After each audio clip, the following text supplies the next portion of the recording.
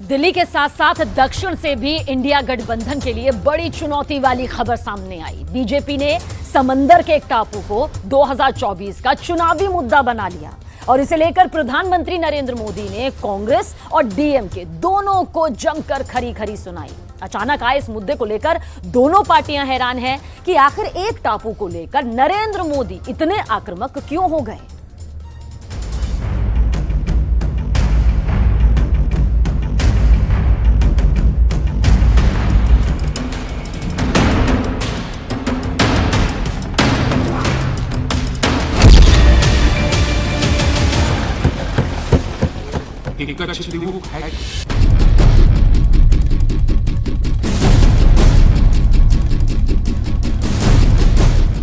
कच्चा थीवू, अलग अलग नाम भी लोग बोलते हैं। कच्चा थीवू, ये द्वीप सुरक्षा की दृष्टि से बहुत महत्वपूर्ण है।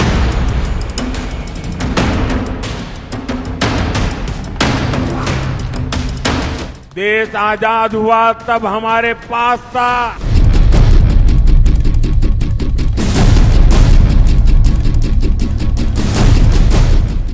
आजाद भारत में ये कांग्रेस के लोगों ने, इंडियन अलायंस के साथियों ने मां भारती का एक अंक काट दिया।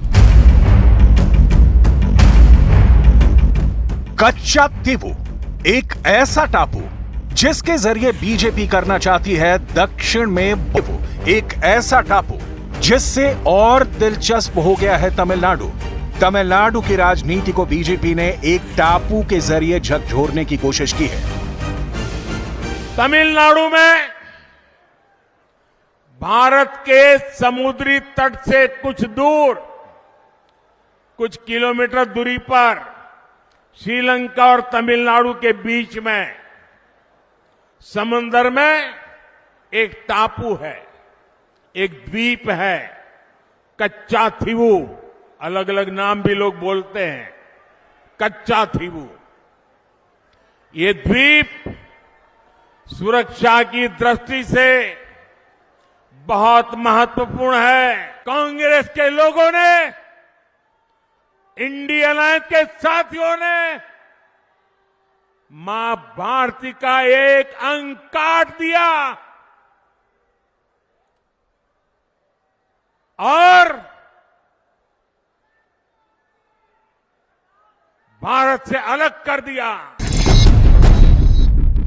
बीजेपी के टारगेट पर कांग्रेस है, बीजेपी के टारगेट पर डीएमके है।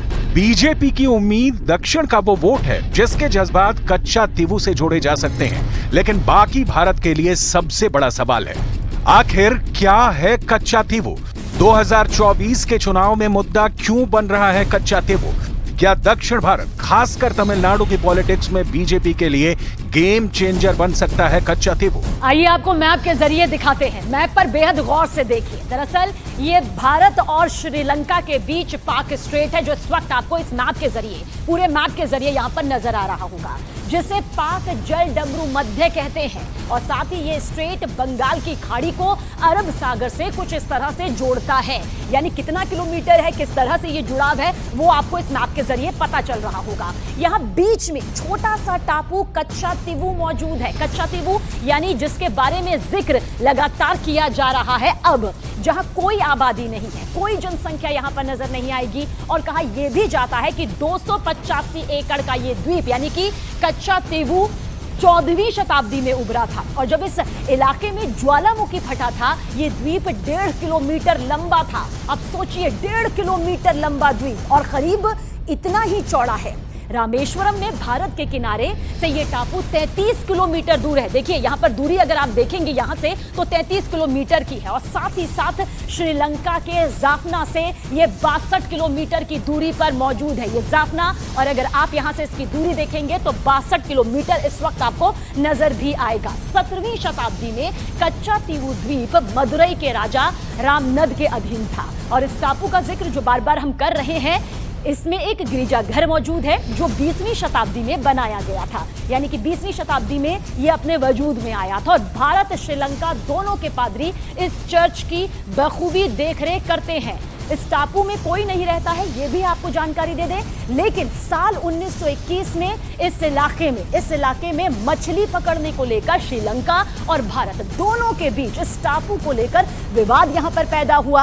हालांकि 1947 में जब आप देखेंगे तो आजादी के बाद इसे भारत का हिस्सा यहां पर माना गया।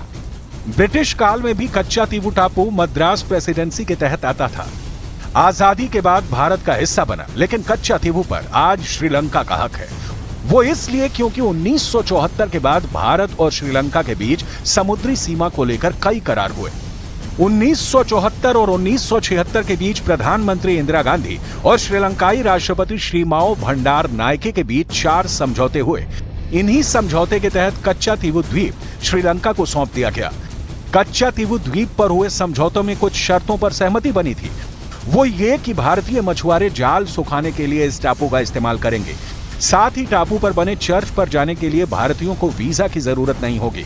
लेकिन एक बात यह भी थी कि भारतीय मछुआरों को इस टापू पर मछली पकड़ने की इजाजत नहीं दी गई थी। अब तमिलनाडु की पॉलिटिक्स में वहां के मछुआरों को नजरअंदाज नहीं किया जा सकता और टापू के साथ साथ मछुआरों के मुद्दों को भी बीजेपी ने बड़े तीखे तेवर के साथ उठा लिया है। दरअसल तमिलनाडु के बीजेपी अध्यक्ष अन्नामलाई ने एक आरटीआई फाइल की। जवाब आया कि 1974 में तत्कालीन प्रधानमंत्री इंदिरा गांधी सरकार ने जल संधि के दौरान कच्चा तीवू द्वीप को श्रीलंका को सौंप दिया था। इसी आरटीआई को लेकर प्रधानमंत्री ने 31 मार्च की सुबह ट्वीट किया और लिखा कि यह चौंकाने वाला सच है। कांग्रेस ने जानबूझकर कच्चा तीवू द्वीप श्रीलंका को दे दिया था। इसे लेकर हर भारतीय गुस्सा है। हम कांग्रेस पर भरोसा नहीं कर सकते हैं। कांग्रेस भारत की अखंडता और उसके हितों को 75 वर्षों से कमजोर कर रही है। इसके बाद मेरठ की रैली में गए प्रधानमंत्री ने वहां भी कच्चा तीवू का जिक्र किया। इतनी बड़ी उनकी पाप के जब बात आती है तो कांग्रेस की बोलती बंद हो जाती है।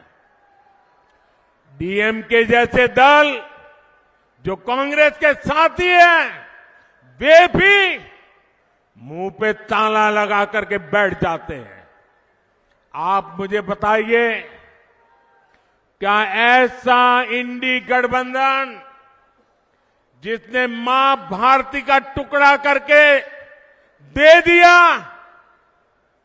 क्या ऐसा गठबंधन देश हित में कोई फैसला ले सकता है क्या? डीएमके ने कहा कि 1974 में उसने कच्चा तीवू को श्रीलंका को दिए जाने पर विरोध जताया था। तमिलनाडु में इसके खिलाफ आंदोलन भी हुआ था।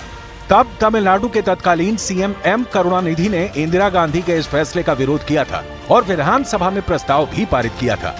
मई 2022 में तमिलनाडु के मुख्यमंत्री एमके स्टालिन ने प्रधानमंत्री मोदी की मौजूदगी में एक समारोह में मांग की थी कि कच्चा तीवू द्वीप को भारत में फौरन शामिल कराया जाना चाहिए। कच्चा तीवू द्वीप को श्रीलंका को दिए हुए करीब 50 साल हो गए हैं और अब 2024 चुनाव से पहले जब प्रधानमंत्री नरेंद्र मोदी ने यह मुद्दा उठाया है तो तमिलनाडु के मुख्यमंत्री एमके स्टालिन ने काउंटर अटैक किया है, वो भी सवालों के साथ। स्टालिन ने 3 सवाल पूछे हैं। पहला सवाल, तमिलनाडु केंद्र को अगर 1 रुपए राजस्व भेजता है तो उसे वापसी में सिर्फ 29 पैसे क्यों मिलते हैं? दूसरा सवाल, तमिलनाडु में लगातार बाढ़ आने के बावजूद केंद्र से 1 रुपए की राहत भी क्यों नहीं दी गई? तीसरा सवाल, पिछले सालों में क्या मोदी सरकार ने तमिलनाडु के लिए कोई खास योजना शुरू की? मछुआरों को लेकर अचानक केंद्र सरकार कुंभकर्ण की नींद से क्यों जागी है? ये सवाल अब कांग्रेस भी पूछ रही है। 2015 में इसी मुद्दे पर एक आरटीआई हुई। वो आरटीआई में अभी आपको सर्कुलेट कर देता हूं। उसमें लिखा है, this did not involve either acquiring और सीडिंग ऑफ टेरिटरी। इन्हीं की सरकार कह रही है कि न कोई जमीन श्रीलंका को दी, न उनसे कुछ लिया। इन्हें इतना समझ नहीं है कि अभी कुछ साल पहले इन्होंने बांग्लादेश के साथ इसी मैत्री को आगे बढ़ाते हुए जो बांग्लादेश चाहता था वो किया। इन्हें इतना नहीं पता कि 2014 तक इस आइलैंड के आसपास फिशिंग राइट्स थे। 2014 के बाद वो फिशिंग राइट्स क्यों चले गए, इन्हें जवाब देना है। बहुत साफ सी बात है, प्रधानमंत्री ने जब कच्चा तीवू का मुद्दा उठाया तो डीएमके और कांग्रेस दोनों मुद्दे को अलग अलग पिच पर ले गए।